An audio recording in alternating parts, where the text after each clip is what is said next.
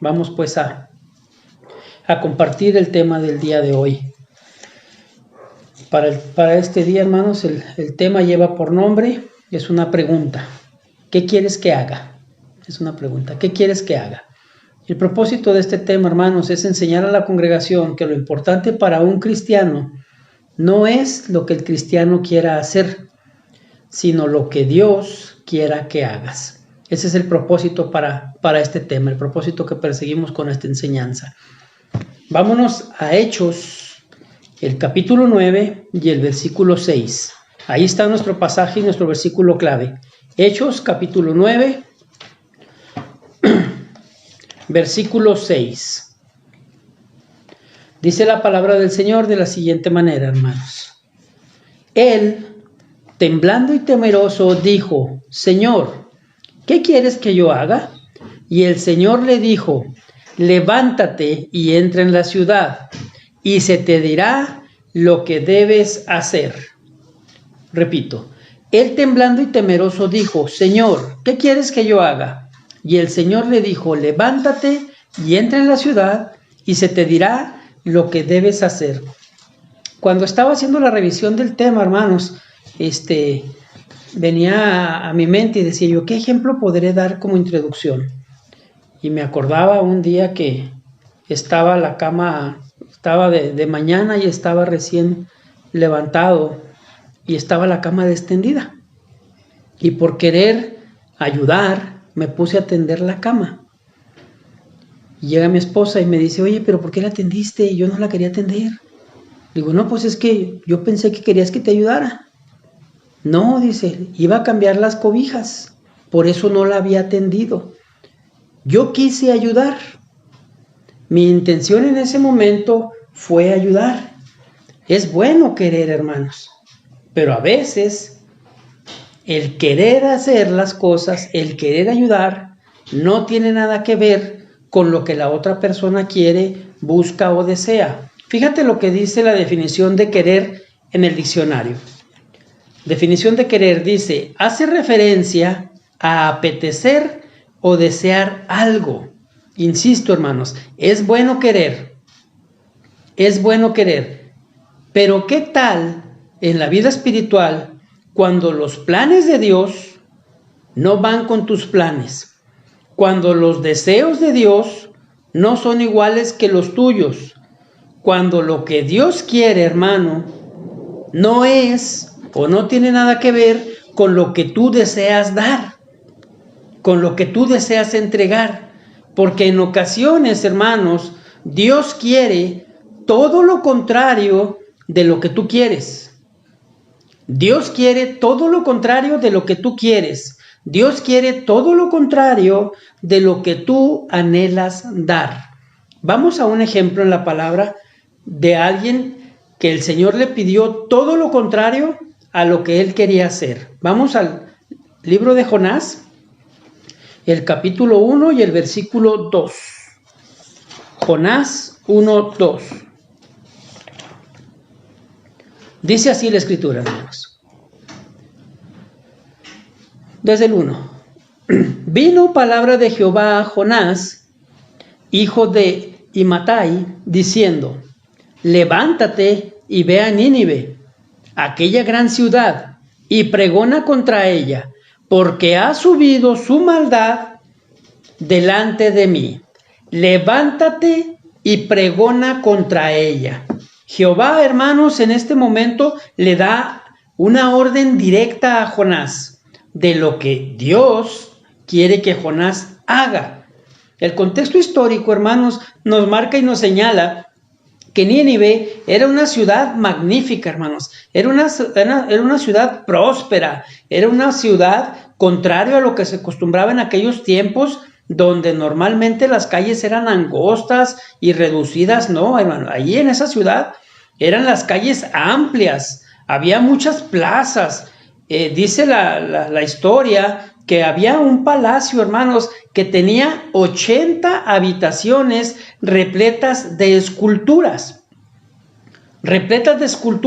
Las principales entradas a la ciudad eran cuidadas por figuras de toros alados o con alas, con cabeza humana. Entonces era algo impresionante, hermanos. A ellos les iba muy bien, ellos eran una ciudad próspera. Voy a compararlo a lo mejor con una ciudad como Nueva York o una ciudad actualmente de las más bonitas en cuanto a infraestructura, en cuanto a dinero puede haber aquí en la actualidad.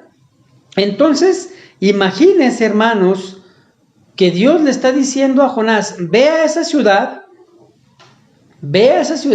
y pregona contra ella. O sea, ve y habla contra ella.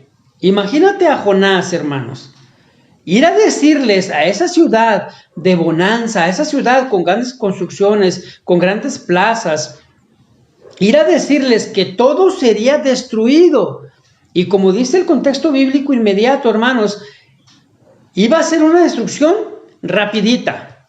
Iba a ser una destrucción casi inmediata. Dice la Escritura que sería destruida en 40 días. Imagínese, hermano, a la gente cuando Jonás empieza a hablar o empezara a hablar, lo primero yo me imagino que la gente diría o pensaría es, este está loco. Ni al caso que venga a decir que todo esto va a ser destruido. Yo me imagino a algunos ciudadanos o gentes, no sé, como cuando hoy va a una iglesia de esas de la prosperidad, hermanos, y decirle, no, Jonás, no, te equivocaste de ciudad. Aquí no vengas de negativo. Aquí háblanos de prosperidad, aquí háblanos de cosas bonitas. Aquí nos gusta que nos lisonjeen, que nos barbeen. Al igual que hoy, hermanos. Al igual que hoy, por eso digo, ¿cuántas iglesias no hay? Grandes iglesias de 5,000, 10,000, 15,000 miembros, donde solo quieren predicaciones bonitas y motivadoras. Predicaciones, hermanos, que les suban el autoestima. Predicaciones que hasta cierto punto, hermanos, a esas gentes les hagan olvidar la vida que llevan afuera de la iglesia. Predicaciones que les hagan sentir bien. Hermanos, yo quiero que sepas que al igual que en tiempos de Nínive, al igual que en aquellos tiempos, Dios quiere que sus hijos, que los hijos de Dios actualmente prediquemos lo contrario a lo que mucha gente quiere escuchar. El Señor, hermanos, quiere que demos un mensaje sin suavizar su palabra. Un mensaje como es, hermanos. Un mensaje como debe de ser presentada la palabra. Algunas personas que han ido con nosotros, que han asistido o que han escuchado los mensajes que tanto mis hermanos en la fe que comparten el mensaje como un servidor, algunos que los han escuchado me han dicho, la verdad, Heriberto, está muy duro eso que predican ustedes. La verdad, Heriberto, yo veo como que está muy duro eso de ser cristiano. Mejor hasta ahí le paramos. Hay algunos hermanos, amigos que han escuchado los temas que compartimos, que me han dicho, oye, ¿siempre regañas así? Hermanos, lo hemos dicho una y otra vez y no nos importa a los líderes y responsables de nuestra organización, siervos de Jesucristo, no nos importa si somos 50 personas. No nos importa, hermanos, si nuestra iglesia o congregación no crece en número. Nosotros seguiremos predicando igual.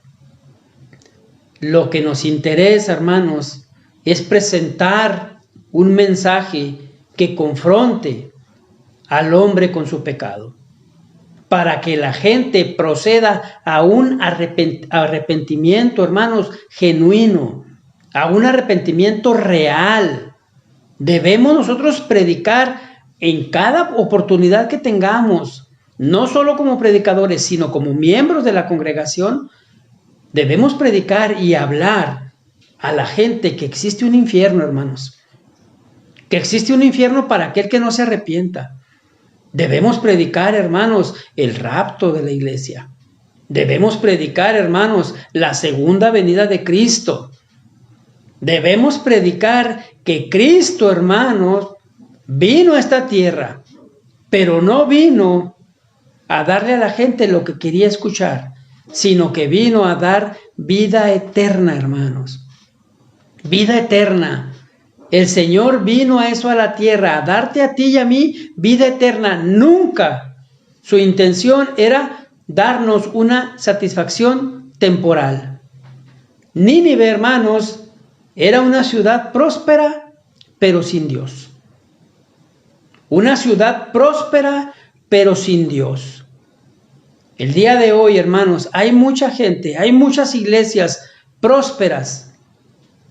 Hay muchos púlpitos, hermanos, donde presentan una palabra que la gente quiere escuchar, pero como dice el pastor Miguel Núñez, hay muchos púlpitos prósperos, hay muchos púlpitos exitosos, pero sin Dios. Pero sin Dios, hermanos. Al igual que Nínive. Tanto era la desviación de Nínive, que nos dice la palabra en Jonás 1:2, que era tanto la desviación que había subido su maldad hasta el Señor. A ellos les iba bien, pero su maldad subió hasta con el Señor. ¿Qué quiero decir con esto? ¿Qué quiero dar a entender con esto, hermanos? No a todos los que les va bien son bendecidos por Dios.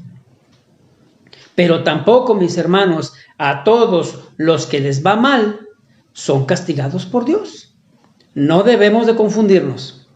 Pero si usted es un hijo de Dios, si usted ha venido a los pies de Cristo, si usted ha nacido de nuevo, hermanos, si usted es un hijo de Dios, lo que está pasando en su vida, lo que está pasando por lo que usted está atravesando, es porque Dios así lo quiere.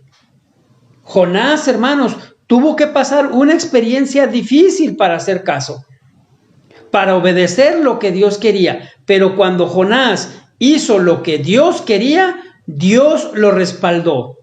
Su mensaje, hermanos, un mensaje duro, un mensaje contrario a lo que la gente quería y estaba acostumbrada a escuchar, trajo al pueblo arrepentimiento.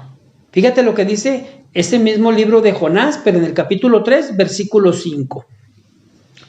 Y los hombres de Nínive creyeron a Dios y proclamaron ayuno y se vistieron de cilicio desde el mayor hasta el menor de ellos. Y los hombres de Nínive creyeron a Dios. Las mujeres no. No es cierto, hermanos. Aquí no estamos con mensajes incluyentes. Los hombres, es decir, la ciudad. Se refiere a todos. Ellos creyeron a Dios y Dios vio lo que hicieron. Ellos, hermanos, se convirtieron de su mal camino. ¿Y por qué fue? ¿Porque alguien les dijo lo que querían escuchar? ¿Porque alguien les dijo lo que ellos anhelaban escuchar? No, mis hermanos, no fue así. Ellos se arrepintieron porque un profeta cumplió lo que el Señor quería que ese profeta hiciera. Ahora bien, hay algunos de nosotros, o hay algunos predicadores, pastores, evangelistas, que les gusta jugar con la palabra de Dios. Que les gusta, hermanos, jugar diciendo que Dios les ha hablado. Decir que Dios les dio una visión. Hermanos, si nosotros hemos escuchado eso, oremos por esas personas, para que el Señor ilumine su vida, porque debemos tener cuidado, hermanos, con tomar el nombre de Dios a juego, porque definitivamente el hacer eso puede traer juicio sobre cada uno de nosotros. Hace algunos años, hermanos, tal vez hace todavía, no sé, yo creo que 10 años, 8 años, cuando yo escuchaba a un predicador que decía, Dios me ha dado palabra para ustedes.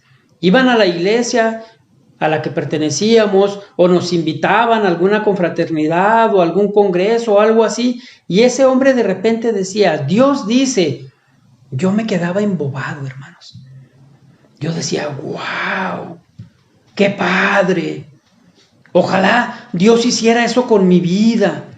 Ojalá Dios me hablara de esa manera. Ahora, mis hermanos, comprendo y he aprendido que era mentira. Que era mentira. Que no pasa tal cosa, hermanos. Y que no debemos tomar el nombre de Dios a la ligera. No debemos decir, Dios me dijo, cuando Dios no nos dijo nada. No es nuevo, hermanos. Eso pasa desde hace muchos años. Algunos se hacen pasar por profetas de Dios. En aquellos entonces, también, hermanos, algunas personas se hacían pasar por profetas de Dios cuando realmente lo que eran unos brujos. ¿Por qué te digo que no es nuevo? Hay algunas personas que están empezando a asistir con nosotros, pero que han ido a otras congregaciones, han ido a otras iglesias, o tal vez tienen parientes que todavía utilizan esto de que Dios me dice, Dios me habló, Dios me dijo que te dijera.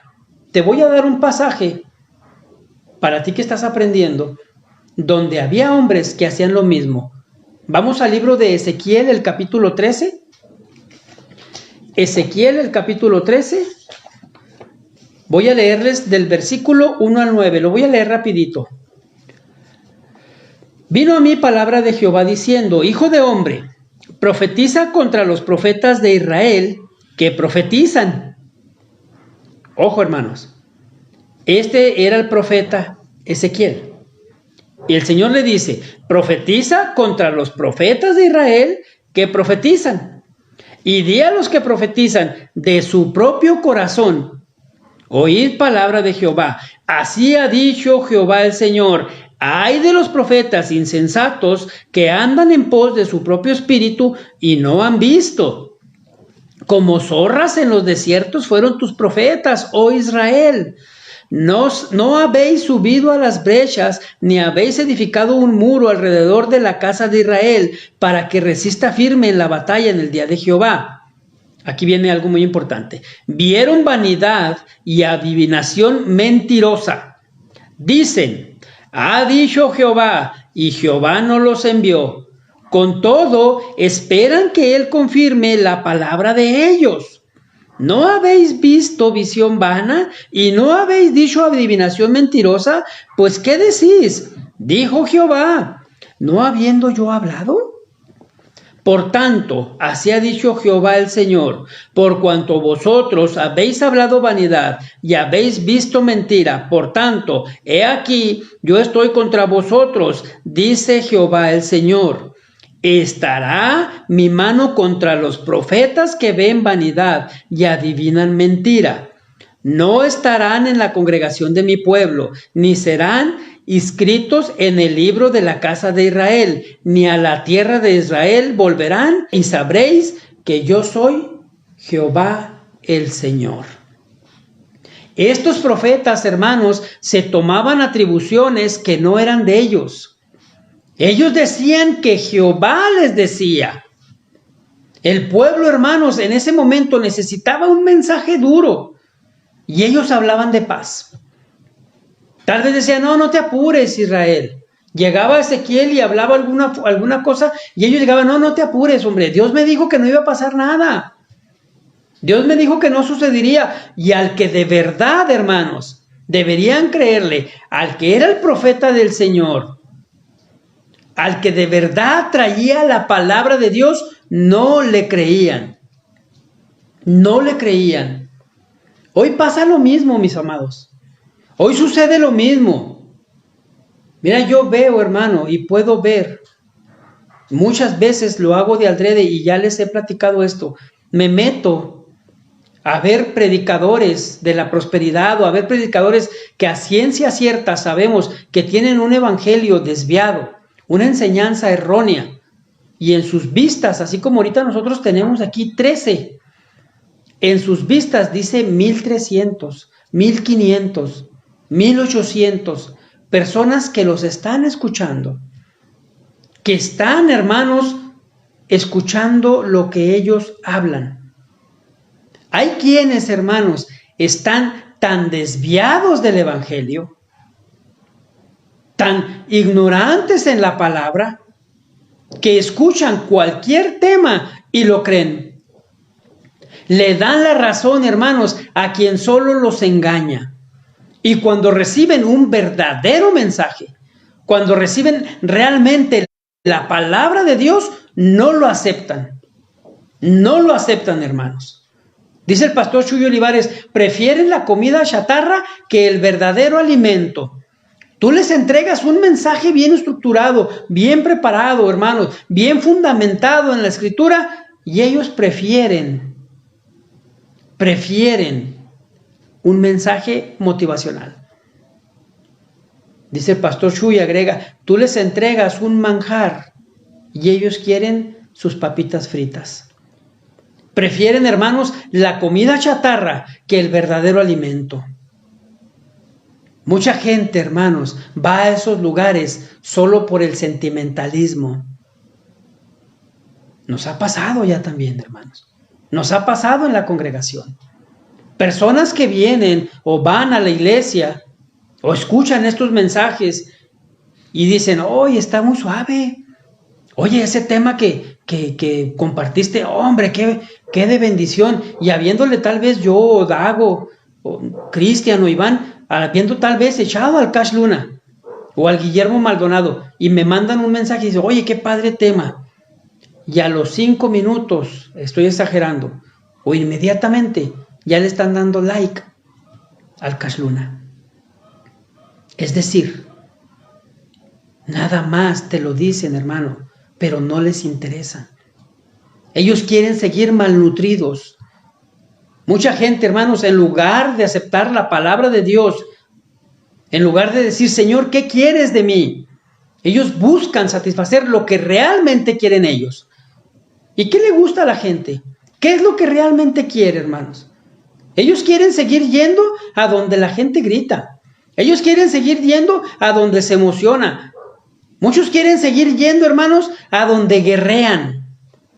Prefieren seguir siendo engañados con falsas doctrinas y, como dice el pastor Rogers, con fábulas modernas que nada tiene que ver con un verdadero evangelio, que nada tiene que ver, hermanos, con el sacrificio de Cristo en la cruz.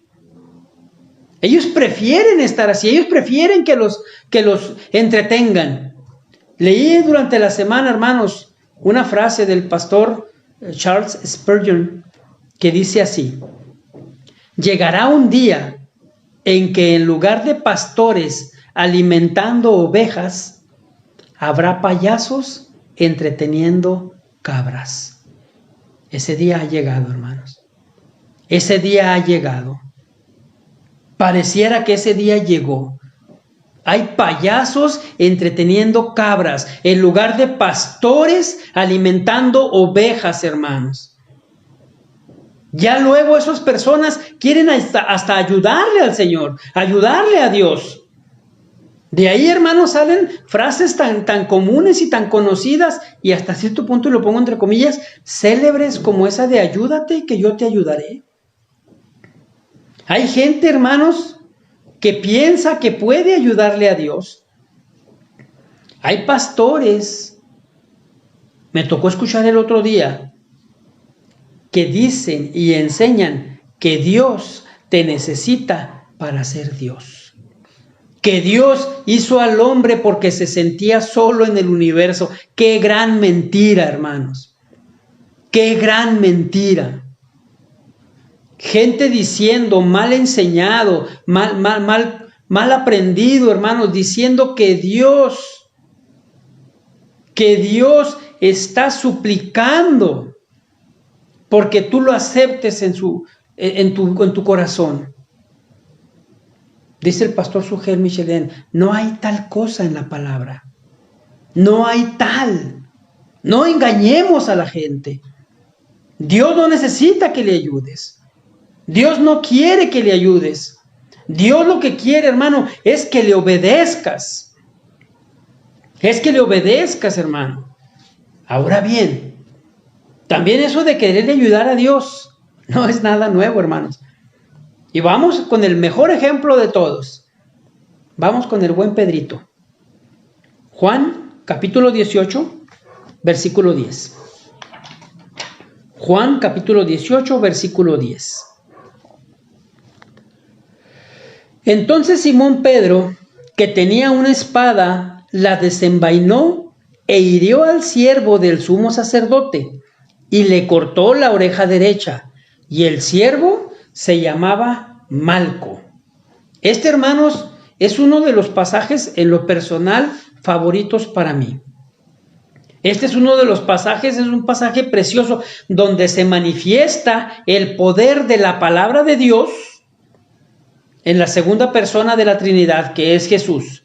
El poder que tiene Jesús al solo hablar, porque dice el versículo 6, cuando les dijo, yo soy, retrocedieron y cayeron a tierra. Cuando Cristo dijo, yo soy, solo eso mencionó, hermanos, su palabra tumbó a todos los que iban por él. Y digo que esto es algo precioso, hermanos, porque a veces me pongo y quiero acomodarme un poco en el momento. Jesús sabía perfectamente que lo buscaban a él. Jesús, hermanos, sabía que iban a encontrarlo en ese lugar. Jesús sabía que iban por él. Él sabía perfectamente. Y Cristo, dice el versículo 4, pero Jesús, sabiendo todas las cosas que le habían de sobrevenir, se adelantó y les dijo, ¿a quién buscáis? ¿A quién buscáis? Fíjate lo que le responden. Le respondieron, a Jesús Nazareno. El Señor sabía que lo buscaban, hermanos. El Señor sabía perfectamente que lo querían y Él sabía lo que tenía que pasar. Pero a Pedro le salió lo mundano. A Pedro, hermanos, le salió el querer ayudarle a Dios. Quiso ayudarle a Jesús. Quiso ayudarle al Creador. Sacó su espada, dice la Biblia. ¿Te lo leo? Desenvainó e hirió. No le mochó la oreja, No le mochó la oreja. Sacó su espada e hirió al siervo y luego más adelante dice, y le cortó la oreja derecha. Te voy a explicar esto y te lo voy a desgajar. Dice así. ¿Por qué digo esto? Porque todo en la Biblia tiene un porqué, hermanos. ¿Por qué dice la Biblia que la hoja derecha? Lo derecho en la Biblia tiene un significado, hermanos, de erguido, de firmeza. Pero no queda todo ahí, sino que la palabra del Señor nos menciona el nombre del soldado. Dice la Biblia, el soldado se llamaba Malco, para los que apuntan. Malco es una palabra hebrea y significa el que es como rey. El que es como rey. Esto enseña, hermanos, simbólicamente a que lo terrenal no tiene que ver con lo espiritual. El erguido fue doblado. El erguido fue doblado. Y el que es como rey fue ayudado por Jesús. Esto, hermanos, puede simbolizar que también, o también puede simbolizar que los reyes terrenales se van a inclinar ante el Rey de Reyes. Pero vamos a un pasaje paralelo que nos va a explicar todavía un poco más y nos va a abrir un poquito más la visión de esto. Vamos a Lucas 22:51. Lucas 22:51 es el paralelo de esto, hermanos. Es para explicarte bien lo de la oreja. Dice así, voy a leer desde el 50. Y uno de ellos hirió a un siervo del sumo sacerdote y le cortó la oreja derecha. Aquí la palabra cortó, hermanos, original, es la palabra griega paio, así como se oye, paio, que significa realmente, significa hirió. Entonces, dice el 51, entonces respondió Jesús y dijo, basta ya, dejad. Y tocando su oreja, le sanó. y tocando su oreja le sanó. ¿Por qué digo esto, hermanos? Si es bien importante. Hay quienes enseñan, y lo mencionan de esta frase, llega Pedro, le mocha la oreja se cae, se acerca a Jesús, Jesús la levanta y se la pone otra vez. La palabra del Señor, hermanos, no dice eso.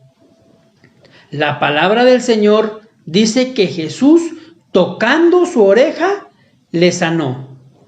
No podemos entonces deducir que se la pegó, hermanos. La Biblia no dice eso. Si vamos al contexto histórico, hermanos, había diferentes tipos de espada. Había espadas de 2 filos, como también nos enseña la Biblia, que la Biblia es como espada de 2 filos, pero había espadas, hermanos, también que tenían un solo filo. No sabemos, porque eso sí no lo inquiere la Biblia, pero puede ser que golpeó con una espada de un solo filo y lastimó realmente a la persona. Lo que sí podemos estar seguros es que Jesús sanó la herida, porque eso sí nos dice la Biblia. Entonces, eso sí lo podemos asegurar. Hermanos, no queramos ayudarle a Dios. De verdad te lo digo. Dios no necesita que le ayudemos. No necesita que le compongamos para hacerlo ver como más grande. Él es grande. Él por sí es grande. Pablo, hermanos, pensaba también, al igual que Pedro, al igual que Jonás, al igual que muchos de nosotros, Pablo pensaba que le ayudaba a Dios. Pablo pensaba que lo hacía. Él estaba convencido que hacía lo correcto, mis hermanos, porque él sentía que el judaísmo que él practicaba estaba siendo amenazado por el cristianismo que estaba surgiendo. Saulo, hermanos, perseguía a los cristianos sin misericordia. Él quería, hermanos, extirpar de ellos, quitar de ellos, de los cristianos, la fe en Cristo Jesús. Fíjate lo que dice la Escritura. Vamos a Hechos, capítulo 8, versículo 3.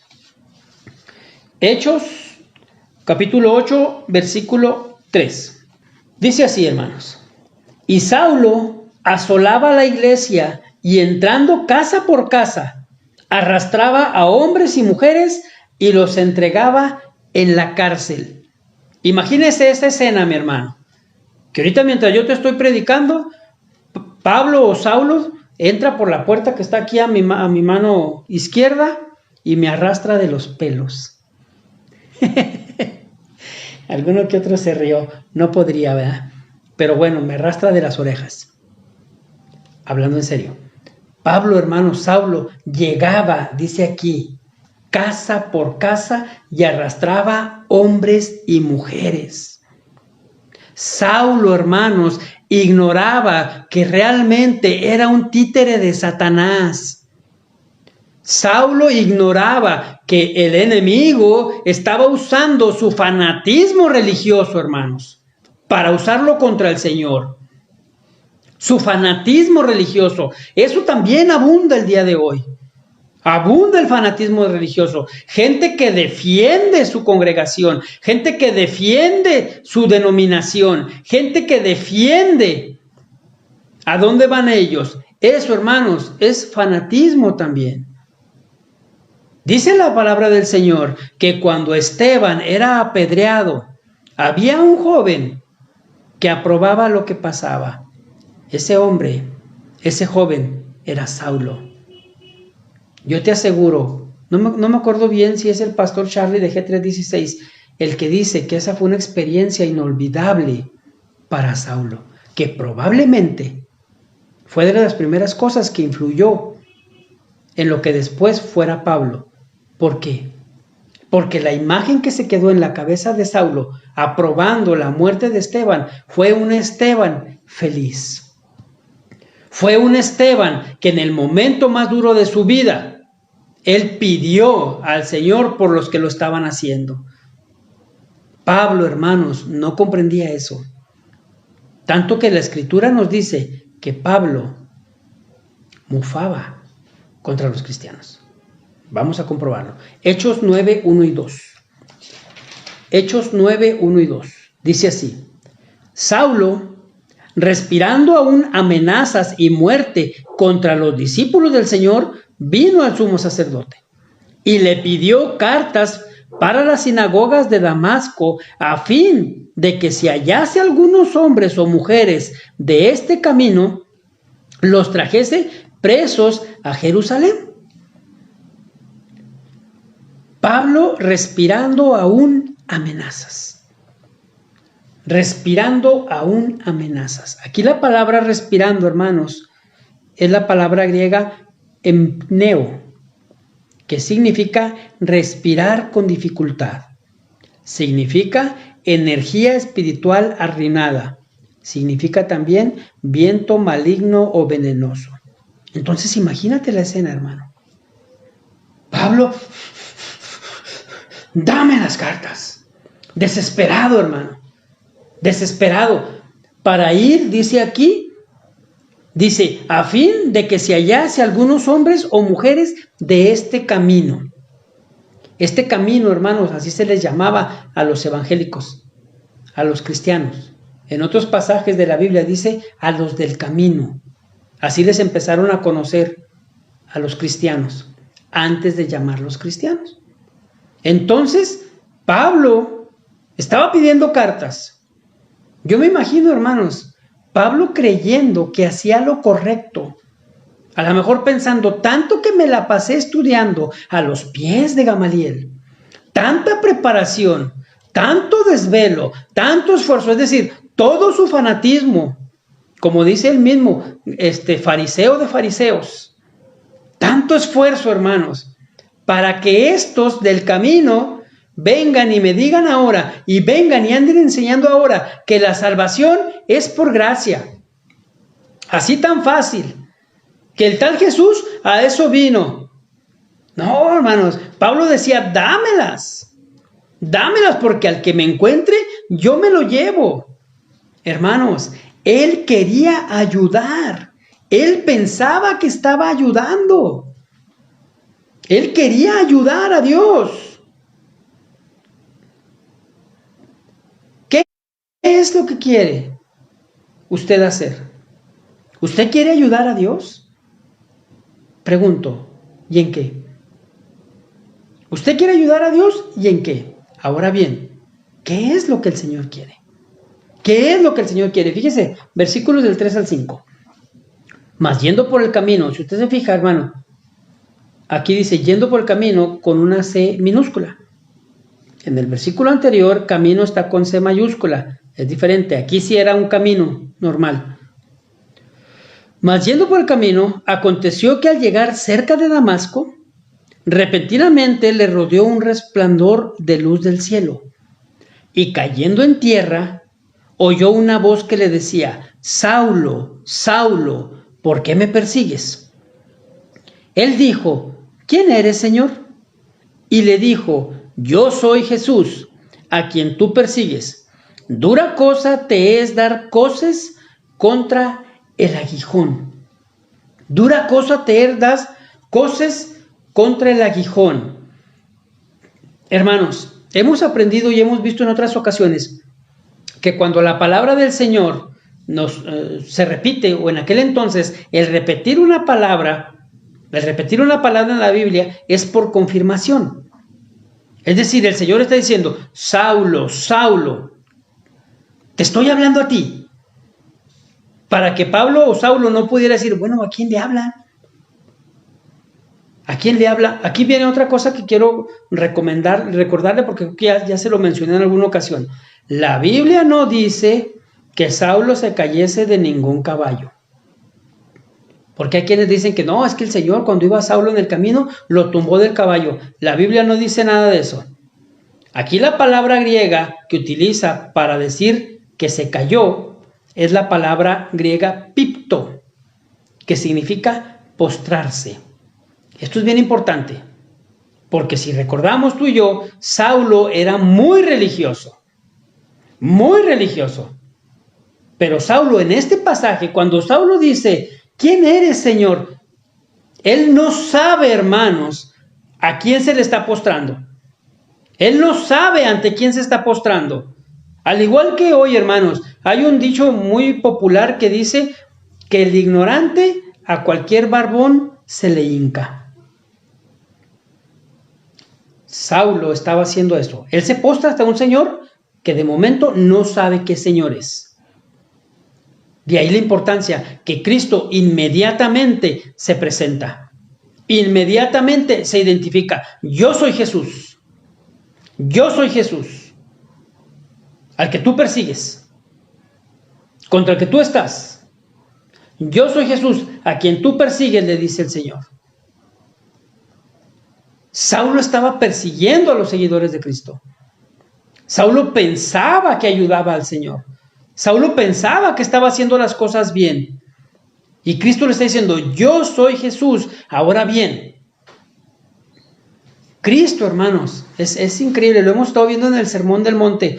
Él sabía, sabe todavía, pero él sabía cómo dejar en claro las cosas que él quería transmitir inmediatamente. Porque luego dice, yo soy Jesús, a quien tú persigues. Dura cosa te es dar coces contra el aguijón. ¿Qué es eso?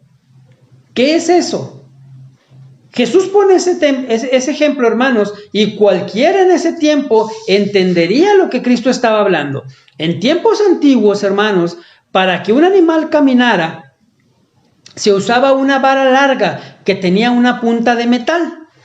El animal tenía que seguir por donde se le marcaba y por donde se le guiaba. Si el animal se dirigía a otro lado, él solo se golpeaba con esa punta. Él solo se lastimaba, porque la punta de metal se le enterraba, hermanos. Entonces se lastimaba a él mismo. Por eso el Señor le dice, dura cosa te es dar coces contra el aguijón. Maltratar a los discípulos, hermanos, era lo mismo que pelear contra Cristo. Yo les digo a algunos de ustedes que me ha tocado platicar con ustedes y que me han dicho, ay hermano, es que se burlan de mí. Ay hermano, fíjate que estuve hablando con X o Y y se burló de mí. Y yo le digo, no te preocupes, no pasa nada. Es contra el Señor con el que te están hablando. Las cuentas habrán de pagarlas contra ellos. El Señor aquí está diciendo, hermanos, maltratar a los discípulos es lo mismo que pelear contra Cristo. Esa es la razón por la que el Señor le dice, Saulo, te estás haciendo daño solo. Saulo reconoce entonces, hermanos, en ese momento, y ahora entra el versículo 6, y dice, él, o sea, Saulo, temblando y temeroso. Aquí la palabra temeroso, hermanos, es una palabra griega que significa espantado. Pero a la vez que significa espantado, significa a la vez maravillado y asombrado. Maravillado y asombrado. Entonces él, temblando y temeroso, dijo, Señor, ¿qué quieres que yo haga? ¿Qué quieres que yo haga? Cuando Saulo le dice al Señor, ¿qué quieres que yo haga? El Señor inmediatamente, hermanos, contesta. Inmediatamente le dice, levántate. Si tú te fijas, hermano, el Señor le dice, levántate, entra a la ciudad y se te dirá lo que debes hacer. Se te dirá lo que debes hacer. Cristo en ese momento, hermanos, sabía que Pablo no estaba todavía listo para hacer lo que Pablo haría. El Señor sabía que apenas tenía que ser doctrinado, que apenas tenía que ser enseñado, que apenas tenía, como hemos visto en otras ocasiones, que dejar de aprender o dejar de hacer lo que había mal aprendido para ahora hacer lo que era lo correcto. ¿Qué quieres que haga?, le dice. Y el Señor le contesta, entra en la ciudad y se te dirá lo que debes hacer. Se te dirá lo que debes hacer. Aquí Pablo, hermanos, reconoce el poder de Dios y reconoce a Jesús, al que él perseguía. Saulo reconoce, hermanos, que todo lo que había hecho en su propia opinión estaba mal. Saulo reconoce, hermanos, que todo lo que se había de esforzado en vez de salvación estaba llevándolo a él a una condenación. Y Pablo hace la pregunta que todo cristiano, que todo hijo de Dios tiene que hacerse. Todos, hermanos, tenemos que hacerle esta pregunta a nuestro Señor. Señor, ¿qué quieres que haga? ¿Qué quieres que haga? La palabra quieres, hermano, el griego es la palabra telo, T-H-E-L-O. ¿Qué quieres que haga? Telo, querer lo que es mejor significa. Querer algo, pero que tú estás dispuesto a actuar. Significa, hermanos, ¿qué es lo que tú sabes que es mejor? Pablo aquí está diciendo, ¿qué es lo que tú sabes que es mejor para mí? Pablo, hermanos, estaba dispuesto a actuar. Y aquí cuando dice, Señor, ¿qué quieres que yo haga? Pablo utiliza una palabra, hermanos, que usaban los esclavos en aquel entonces. Pablo utiliza la palabra Kyrios, que significa Señor. Significa sobre todo, significa maestro. Pablo le dice, ahora comprendo y ahora entiendo que tú eres el maestro, pero no nomás eso, sino que tú eres el Señor sobre todo y que tú me vas a decir qué es lo que tengo que hacer, pero qué es lo mejor para mí. Hermanos, es algo que tú y yo tenemos que hacer, insisto. Señor, ¿qué es lo que quieres que haga? Señor, ¿qué es lo mejor para mí? Señor, ¿qué es lo que tú sabes que me conviene más hacer? Yo quiero trabajar para ti. Yo quiero obrar para ti. Pero ¿qué es lo que tú quieres que yo haga? Hermanos, la palabra del Señor nos enseña acerca de los dones. Y nos enseña que tenemos al menos un don. Si tú aún no sabes qué es lo que quiere Dios para tu vida, si tú ahora no sabes y hasta ahorita no sabes qué es lo que quiere Dios que haga, yo te invito, mi hermano, a que leas la palabra, a que sigas aprendiendo, a que sigas escudriñando, a que sigas escuchando los mensajes que compartimos para ti, para que tú a través de la Escritura sepas, comprendas y aprendas qué es lo que el Señor quiere para tu vida. Difícilmente, hermanos, aunque no es imposible, difícilmente el Señor te va a hablar audiblemente como a Pablo. Difícilmente el Señor te dirá, voy a poner un nombre, Abi. Difícilmente el Señor dirá, Alondra. Difícilmente el Señor dirá, José. Tal vez lo haga, pero lo que sí te aseguro es que el Señor te va a hablar por medio de la palabra. Eso sí estoy seguro completamente, hermano.